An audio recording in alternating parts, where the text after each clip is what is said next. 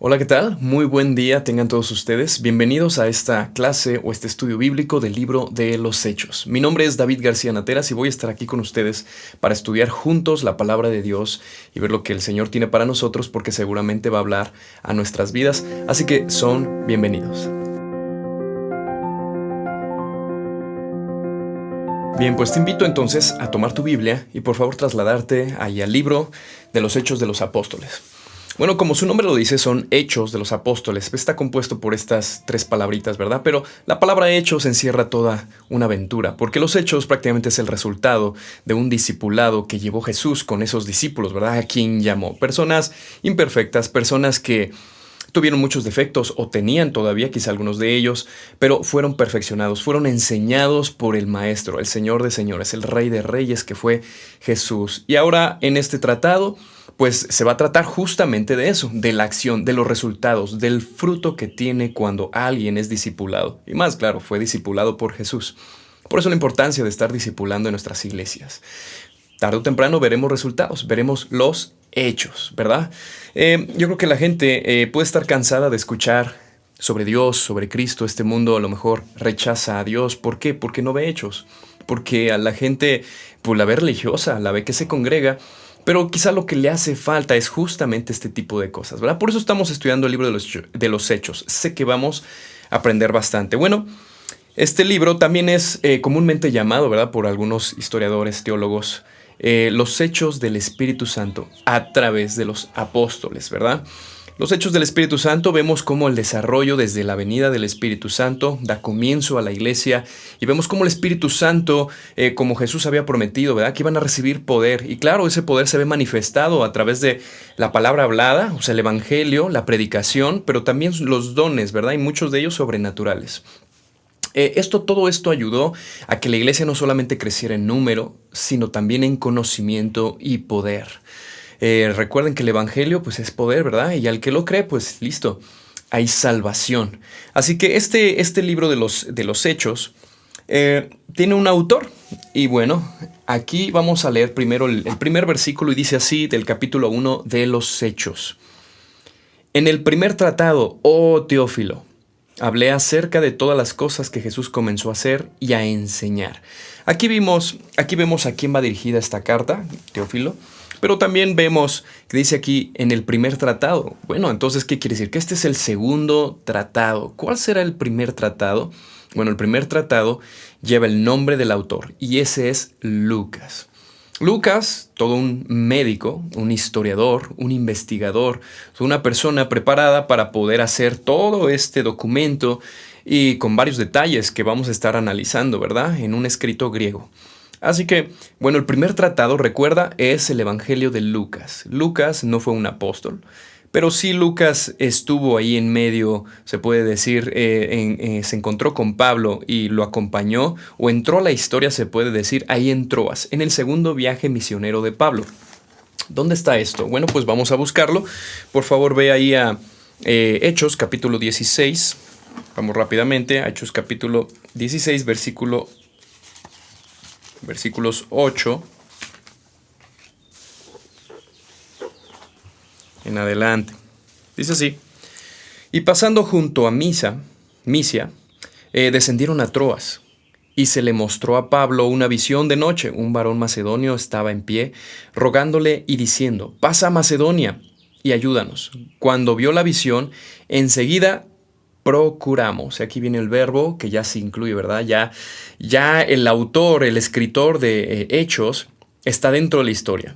Dice ahí, procuramos partir a Macedonia, donde por cierto que Dios nos llamaba para que les anunciemos el Evangelio. Pero tú te fijas en el versículo 8, el que acabamos de leer, dice, y pasando junto a Misia. Todavía él no está incluido, pero dice, descendieron, todavía no está incluido. Si no, él hubiera dicho, bueno, descendimos. Pero dice, descendieron a Troas, lo cual nos dice que fue justamente en Troas cuando Lucas se une, se puede decir, al equipo, ¿no? Al equipo misionero con Pablo, y entonces ya está dentro de la historia. Prácticamente él va a hacer un relato a partir de aquí, pero vivido. Él lo está viendo, él lo está observando, por lo tanto es muy fidedigno este tratado. Y pues bueno, acá viene el verbo, ¿verdad? Procuramos, que es el primero que se encuentra en este tipo ya de persona, ¿verdad? O es algo más personal. Vamos a regresar de nuevo al capítulo 1. Vamos a ese versículo. Pues ya vimos quién es el autor, no nos queda duda. Es Lucas, este doctor, ¿verdad? Pero también fue un investigador, fue historiador, y vemos aquí este documento, ¿verdad? Que lo avala. Vamos a ver también que esta fecha, la fecha en la cual fue escrita, debió haber sido antes del 70 después de Cristo, antes quizá de lo que fue la destrucción de Jerusalén o la diáspora, ¿verdad? Cuando empezaron a huir por esta gran persecución que es desencadenada por Tito. Así que debe ser antes del año 70, y la fecha más cercana, o se puede decir la que se les da a este tratado, es alrededor del año 60 al 62 después de Cristo. Entonces es una buena fecha, por ahí deben anotarla, para que no se nos olvide, ¿verdad? Es bueno saber estas fechas. Ahora, ¿cuál es la importancia de este libro? La importancia de este libro es que a nosotros nos ayuda para ver cómo comenzó la iglesia. Vemos qué es el Espíritu Santo, vemos la función del Espíritu Santo, lo vemos en acción, lo vemos también como una persona, lo vemos como un consolador, lo vemos como alguien que da sabiduría. Tiene varias maneras para poder estudiar, entonces eso nos ayuda bastante. ¿Qué otra cosa? Nos da acá también para entender cómo inició la iglesia. Vemos sus dificultades que tenían como iglesia. Había persecución, prácticamente ser cristiano pues era dar la vida. El día de hoy está de moda decirse ser cristiano, pero la realidad es que si hubiera una persecución como las que vamos a ver, qué tan difícil sería para nosotros decir soy cristiano. Y si me pusieran una espada incluso, o si tocaran mi puerta para llevarme preso, o incluso si yo quisiera negarme a eso, podrían matarme. Entonces nos damos una idea de cómo era la iglesia en aquel tiempo, pero también había cosas muy buenas, intensas, que nos ayudan, nos animan, se puede decir. Cómo vivía la iglesia, cómo la iglesia era desarrollada, cómo se amaban, cómo era ese impacto tan profundo que aún la sociedad veían y decía, oye, mira cómo se aman, cómo se respetan, cómo se perdonan, cómo se ayudan. Tanto que las personas vendían algunas cosas o incluso todo y lo traían para que sea administrado por los apóstoles. Y vamos a encontrar en algunos pasajes donde decía que no había pobreza en medio de ellos. ¿Por qué? Porque esas necesidades eran cubiertas. El día de hoy, pues tristemente podemos decir que iglesias como esta, pues a lo mejor al 100% no lo hay, ¿verdad? Y eso es lo que procuramos, tener un modelo. ¿A qué iglesia nos queremos padecer? Pues bueno, aquí está la iglesia que empezó, la que empezó Jesús. Así que no es la iglesia tal, no es la iglesia porque esa está más grande, no, es que en aquella hay mucha luz, no, es que en aquella que tocan alabanza, queremos parecernos a esta. No, el modelo aquí, a parecerse, es la iglesia que dejó el Señor, es este modelo. Por eso estamos estudiando también el libro de los Hechos, esa es su importancia. Y bueno, ya hablando de su importancia, pues vamos rápidamente al capítulo 1. Ahora sí, versículo 2, dice, hasta el día en que fue recibido arriba, después de haber dado mandamientos por el Espíritu Santo a los apóstoles que había escogido. Bueno, ahí desde el versículo 1 nos habla de que Jesús comenzó a enseñar y dio las últimas instrucciones. Jesús resucita al tercer día, pero él pasa, recuerda, 40 días y se empieza a aparecer a diferentes personas, a diferentes hermanos, a los apóstoles, y a diferentes personas, de manera que él estaba dando sus últimas instrucciones. Esos 40 días fueron clave, fueron de ánimo, porque ellos tenían que dar ahora pasos de fe. Jesús, en forma física, ya no iba a estar ahí. Pero ¿quién tenía que continuar lo que Jesús comenzó? Los apóstoles, la iglesia que se estaba levantando hasta el día de hoy. Hasta el día de hoy, tú y yo tenemos esa responsabilidad de ir y hacer discípulos. Esto no va a terminar ¿hasta cuándo? Hasta que todo mundo haya escuchado, hasta que el evangelio y la palabra sea predicada en todo mundo, ¿verdad? Entonces vendrá el fin, dijo Jesús. Mientras tanto hay una gran tarea. Y Jesús dando sus últimas instrucciones y animando. Dice ahí el versículo 3, a quienes también después de haber padecido, se presentó vivo con muchas pruebas indubitables, apareciéndoseles durante 40 días y hablándoles acerca del reino de Dios. Y ahí cuando habla acerca del reino de Dios, siempre cuando hablamos de ese reino, ¿verdad? Por lo menos hablamos de dos áreas. La primera área es un reino espiritual, es un reino que está aquí en mi corazón, es quien reina, es reconocer que Él es mi rey, Él es mi Señor y por lo tanto yo debo ser obediente a mi Señor. A mí nadie me obligó, a ti nadie te obligó. Decidimos, y claro, el Espíritu Santo hizo su obra, también me convenció, ¿verdad?, de pecado, de justicia y de juicio, pero decidí seguir a Jesús, por lo tanto Él es mi Rey y mi Señor, y entonces Él gobierna. ¿Quién gobierna tu corazón el día de hoy? Realmente esa es una buena pregunta para hacernos, porque en ese trono puedes gobernar tú, tu ego, y por lo tanto tú decides, tú planeas, tú haces, ¿no? Tú decides qué camino seguir. Y es más, muchas veces queremos que incluir a Dios en nuestros planes y en nuestro camino. ¿Por qué? Porque no tenemos claro qué es el reino de Dios en nuestro corazón. Pero también nosotros podemos decir, bueno, Jesús es mi rey. Bueno, si Jesús es tu rey, es tu Señor, es mi Salvador, ¿qué tanto obedeces a ese rey? Porque si realmente es tu rey, listo, tú vives dentro de ese reino y ese reino está aquí, ¿no? En nuestro corazón en este momento, listo, yo tengo un rey, en este momento soy embajador, estoy quizá en algo que no es mi verdadero hogar, porque mi verdadero hogar está en los cielos. Yo estoy aquí simplemente de paso. Diría la palabra solamente estoy como peregrino, ¿verdad? Pero mientras estoy aquí, tengo un rey, listo, que ya reina en mi corazón. Él decide, Él tiene el plan y yo acepto ese plan. Él dice, aquí es el camino, listo, yo sigo ese camino. ¿Sí ves? Entonces, el día de hoy que te hago esta pregunta y nos podemos hacer esta pregunta, ¿verdad? También yo mismo, ¿quién verdaderamente reina en tu corazón? ¿Verdaderamente tú eres parte de este reino ya? Y la segunda área es ese reino ya físico, establecido proféticamente, ¿verdad? Jesús vendrá. Jesús vendrá y pondrá su reino. Es un reino de equidad, es un reino de justicia, es un reino de luz, es un reino donde estaremos con Él eternamente, ¿verdad? Es increíble, increíble. Entonces Él hablando sobre esto, dando ánimo a todos, ¿verdad? Para que sigamos adelante. El día de hoy, pues creo que esta palabra nos está animando justamente eso, a seguir adelante.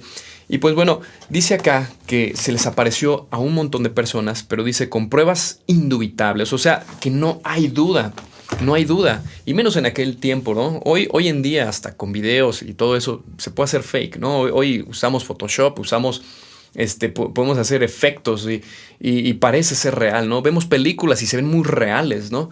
Sin embargo, en aquel tiempo no había esto, ¿no? No había trucos, no había magia como la de hoy, que es increíble, ¿no? Ese tipo de shows. Esto no era un show, esto es algo real. Jesús resucitó al tercer día y no se le apareció a los 12, porque si fuera nada más a los 12, sería muy dudoso, ¿no? Sería así como que, a los 11, porque Judas murió, ¿verdad? Sería muy dudoso porque diríamos, bueno, ¿por qué nada más a ellos? ¿Por qué no a más personas? Y hasta uno dudaría si realmente resucitó. A lo mejor era nada más plan de ellos. Pero no fue así. No solamente fue a 12, fueron a más personas, fueron a mujeres. Vamos a ver algunos versículos, así que por favor toma nota, agarra tu Biblia. Y vamos a empezar con el primero que está muy interesante. Primera de Corintios, capítulo 15. Y vamos a leer desde el versículo 4. ¿Verdad? Acá Pablo escribiendo esta carta. Y él dice así.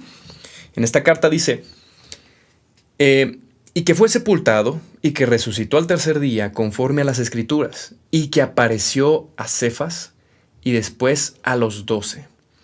Después apareció a más de 500 hermanos a la vez, de los cuales muchos viven aún y otros ya duermen. Está hablando justamente de que más de 500 hermanos a la vez. O sea, ya cuando estamos hablando de estas cantidades, de estos números, o sea, esto no es un truco. O sea, esto, como se contó, ¿no? Allá con los fariseos, de que el cuerpo fue robado. Ya cuando vemos estos datos, estamos hablando de que esto fue real. De hecho, hay documentos, no solamente en la Biblia, donde se habla de gente que deja su testimonio por escrito de que vieron a Jesús vivo. Ahí está la arqueología. Es cuestión de que googlees ahí y listo, investigues, leas y veas esos documentos que son reales. Ahí están. Solamente que pues están quizá un poco ocultos o quizá no han salido muchos de ellos a la luz, pero esos escritos ahí están. Esto no es una farsa, no es un show, no es un truco, esto es algo real. 500 hermanos a la vez. Y me llama la atención lo siguiente, dice ahí, de los cuales muchos viven aún y otros ya duermen. Claro, para tiempos en los que se escribió esta carta, pues muchos de los que se les apareció todavía viven, quizá ya tengan su edad, pero ahí están. Y eran testigos, ¿no? Todavía podrían contarle quizás a sus nietos, oye, yo vi a Jesús, lo vi morir, pero lo vi vivo y por eso creo. Y era un gran testimonio. La iglesia crecía también por eso, por el testimonio de esta gente que vio a Jesús. Y no solamente eso, dice, unos ya duermen. Recuerde, cada vez que la Biblia habla de duermen, son aquellos que han nacido de nuevo, que su espíritu está vivo ahora, no muerto, como dice Efesios capítulo 2, ¿verdad? Versículo 1. Estaban muertos en delitos y pecados, pero nos dio vida juntamente con Él. Así que son aquellos que ya creen en Jesús, que han nacido de nuevo. Físicamente, listo, están muertos, pero espiritualmente les llama dormidos. Porque habrá el momento cuando venga Jesús, y en 1 Tesalonicenses capítulo 4 nos habla de que esos que duermen en Cristo van a resucitar, ¿verdad? Por eso habla acá de los que durmieron. Siguiente versículo dice, ahí en 1 Corintios capítulo 15, versículo 7, después apareció a Jacobo y después a todos los apóstoles. Mire, y ese Jacobo es el medio hermano de Jesús. Ese medio hermano de Jesús dice que era Jacobo, pero su nombre, se puede decir griego, es Santiago. Fue el que muy probable, casi seguro, escribió esta carta que lleva su nombre, ¿no? Santiago. Jacobo, medio hermano de Jesús, vemos algunos otros pasajes donde él dudaba, ¿no? de Jesús. Incluso vemos a sus hermanos como que de repente lo criticaban, ¿no? Y sus medios hermanos de Jesús. Y Jacobo era uno de ellos, hasta que Jesús se le apareció directamente, ¿verdad? Y lo vemos más adelante en el libro de los Hechos, ya llegaremos a ese tema, donde Jacobo es un líder de la iglesia en Jerusalén. De hecho, él levanta la mano y se para y da toda una enseñanza, ¿verdad? Y con sabiduría, él habla, es el medio hermano de Jesús. Ahí estaba. Ya llegaremos ahí a ese capítulo donde hablaremos un poquito más extenso sobre este tema. Y por último dice el versículo 8, y al último de todos, como un abortivo, me apareció a mí. Así que el apóstol Pablo también. Él fue mucho después, ¿verdad? De que Jesús ascendió al cielo. Pero él afirma acá que también Jesús se le apareció a él. Ya llegaremos a ese punto también, acerca del capítulo 9 de Hechos. Mientras continuamos, así que por favor vea Marcos capítulo 16, versículo 9 y 11. Se le aparece a María Magdalena y te lo leo. Dice así, el domingo muy temprano, después que Jesús resucitó, se le apareció a María Magdalena. Tiempo atrás, Jesús había expulsado de ella a 7 demonios. Mientras los discípulos estaban tristes llorando por la muerte de Jesús, llegó ella y les contó que Jesús estaba vivo. Pero ellos no creyeron que Jesús estuviera vivo, ni que María le hubiera visto. Bueno, aquí tenemos otra aparición, ¿verdad? María Magdalena. Mateo capítulo 28 del 9 a 10. Dice acá que se le aparece a otras mujeres. Así que ve ahí a Mateo 28 del 9 al 10 y dice, en eso Jesús les salió al encuentro y la saludó. Ellas se acercaron a él y le abrazaron los pies y le adoraron. Entonces Jesús les dijo, no tengan miedo, corran, avisarles a mis discípulos para que vayan a Galilea y allí me verán. ¿Verdad? Se parece a varias mujeres. Marcos 16 del 12 al 13. Vamos por favor a Marcos 16 del 12 al 13. Dice, y después Jesús se les apareció a 2 discípulos que iban por el campo. Estos 2 discípulos fueron y les avisaron a los demás, pero tampoco les creyeron. Ustedes recuerdan ahí el camino de Emaús y estos 2 hablando, ¿verdad? Para ellos era un desconocido, pero al final, pues bueno, era Jesús realmente, ¿no? Así que ellos rápidamente van y hablan las buenas noticias, pero no les creían, ¿verdad? No, difícilmente como humanos, ¿verdad? Vamos a creer, pero bueno, acá viene una promesa que ahorita la vamos a leer. Marcos, capítulo 16, versículo 14, allí adelantito. Marcos 16, versículo 14. Vamos a leer Marcos, ¿dónde está? Aquí está. Dice, luego Jesús se les apareció a los 11 discípulos mientras ellos comían. Dice, y los reprendió por su falta de confianza y por su terquedad, por su incredulidad, ¿no? Dice, ellos no habían creído a los que lo habían visto resucitado. Yo creo que ellos ya habían escuchado varias veces que Jesús había resucitado, pero no creían. Y entonces Jesús aquí los regaña, los exhorta, ¿verdad? Y bueno, vamos a Lucas 24, del 36 al 43. Y dice así, Todavía estaban los dos contando su historia cuando Jesús se presentó en medio de todos y los saludó. Reciban la paz de Dios, ¿no? Dice, y todos se asustaron muchísimo porque creyeron que era un fantasma, pero Jesús les dijo, ¿por qué están tan asustados? ¿Por qué les cuesta tanto creer? Miren mis manos y mis pies, soy yo. Tóquenme, mírenme, soy yo. Los fantasmas no tienen carne ni huesos, pero yo sí. Mientras les decía eso, Jesús les mostraba sus manos y sus pies. Pero ellos, entre asustados y contentos, no podían creer lo que estaban viendo. Entonces Jesús les preguntó, ¿tienen algo de comer? Eso es algo gracioso, ¿no? Estás en una escena y Jesús preguntando, ¿hoy tienen algo de comer? Listo.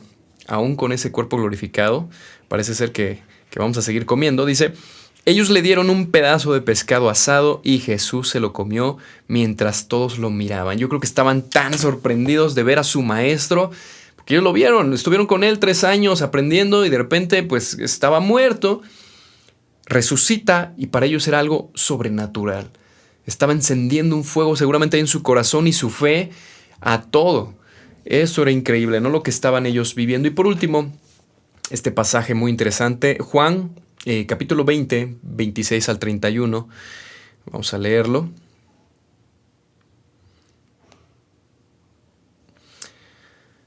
Dice acá, 20 del 26 al 30. 8 días después, los discípulos estaban reunidos otra vez en la casa. Tomás estaba con ellos. Las puertas de la casa estaban bien cerrados.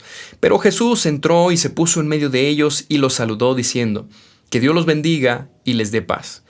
Luego le dijo a Tomás, mira mis manos y mi costado, y mete tus dedos en las heridas, y en vez de dudar, debes creer. Tomás contestó, tú eres mi Señor y mi Dios. Jesús le dijo, creíste porque me viste, pero bienaventurados los que confían en mí sin haberme visto. Delante de sus discípulos Jesús hizo muchas otras cosas que no están escritas en este libro.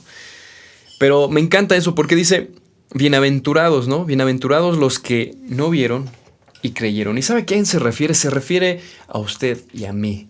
Yo no he visto a Jesús, yo no sé qué color sean sus ojos. Si verdaderamente tenía el pelo largo, a lo mejor lo tenía corto. Si era delgado, si era de tez fina, si a lo mejor era más gordito.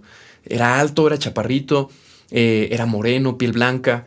No lo podemos saber a ciencia cierta, pero él dice, bienaventurados aquellos que a lo mejor sin verlo creímos, ¿verdad? Así que ese día llegó a mi vida, yo tenía 18 años, y llegó Jesús a mi vida. Ese encuentro personal con Él cambió mi vida, que hasta el día de hoy no me arrepiento. El día de hoy tengo 36 años y todo este tiempo que he vivido, claro, buenas y malas, con dolor y muchas veces con mucho, mucho gozo, que yo creo que son más las cosas buenas que he tenido y que he vivido, gracias a Dios, y pues por la pura gracia de Dios. Quiero cerrar con esto. Aquí tenemos nuestra introducción a este libro, no se lo pierda. Así que próximamente estaremos estudiando las otras partes de este capítulo y seguiremos. Pero esta es mi conclusión. Mi conclusión es que Jesús está vivo. Él no se quedó en la tumba. Él da instrucciones y listo, tienen que ir a ser discípulos, predicar el evangelio. Y esa gente fue obediente, tan así que el día de hoy podemos disfrutar. Bueno, yo estoy acá en México, estoy en la ciudad de Morelia, Michoacán. Hasta el día de hoy, yo digo, wow, Dios, ¿cómo hubo personas que dejaron allá atrás ciudades, comodidades, familia, por venir a predicar a un país como este? Venir a predicar el evangelio, a venir a plantar iglesia. En aquellos tiempos había quizá persecución, no lo sé del todo, pero gente lo hizo, fue valiente. Pero no solamente eso, sino hablamos de la historia, incluso para la traducción de este libro, hermoso que cambia vidas, la Biblia. Ahorita está en español, sí, pero si tan solo supieras cuántas vidas fueron allá atrás, muchos de ellos asesinados, otros encarcelados, otros quemados en hogueras, para que este libro fuera acá una traducción el día de hoy libre en México, que la podemos leer. Este libro que transforma vidas, que cambia vidas, que da dirección. ¿Por qué? Porque conocemos al Dios poderoso, al Dios vivo, que te ama y me ama. Y yo creo en el Dios de la Biblia, yo creo en Jesús, el Jesús de la Biblia, el Jesús que hace milagros, el Jesús que sana, el Jesús que da vista a los ciegos. Pero también creo en ese Jesús que prometió que volvería, ese Jesús que resucitó, y no solamente porque dice la Biblia que resucitó, sino que soy bienaventurado porque yo tengo fe. No solamente creo que Él está vivo, sino que Él un día yo un día, y ustedes, si lo creen, ¿verdad? Lo veremos cara a cara y estaremos con Él eternamente. Así que te animo a que sigamos estudiando y que seamos animados, porque estoy seguro que este libro nos va a animar no solamente a hablar del Evangelio, sino a animar a otros que ya lo conocen a que lo hagan. Y listo, más personas sigan conociendo el Evangelio y transformando sus vidas, lleguen a salvación. Así que Dios te bendiga y gracias por este tiempo que te has tomado. Un abrazo. Hasta luego.